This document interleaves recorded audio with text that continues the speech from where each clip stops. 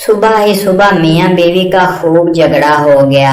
بیگم صاحبہ غضبناک ہو کر بولی، بس بہت کر لیا برداشت، اب میں مزید 1 منٹ بھی تمہارے ساتھ نہیں رہ سکتی۔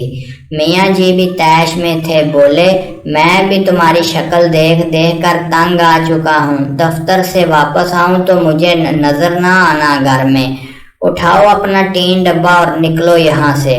میاں جی غصے میں ہی دفتر چلے گئے۔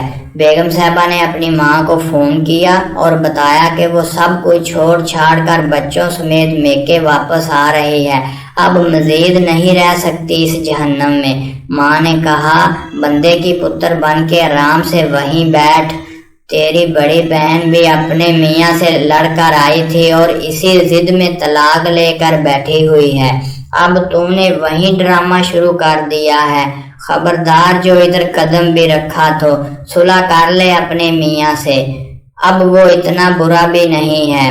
ماں نے لال جھنڈی دکھائی تو بیگم صاحبہ کے ہوش ٹھکانے آئے، وہ پھوٹ پھوٹ کر رو دیں، جب رو کر تھکی تو دل ہلکا ہو چکا تھا۔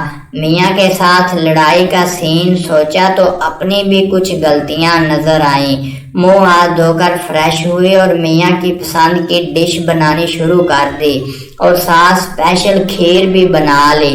سوچا شام کو میاں جی سے معافی مانگ لوں گی، اپنا گھر پھر بھی اپنا ہی ہوتا ہے۔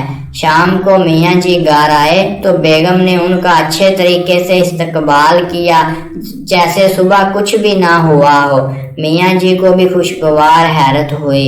کھانا کھانے کے بعد میاں جی جب کھیر کھا رہے تھے تو بولے، بیگم کبھی کبھار میں بھی زیادتی کر جاتا ہوں، تم دل پر مت لیا کرو، بندہ بشر ہوں، غصہ آ ہی جاتا ہے۔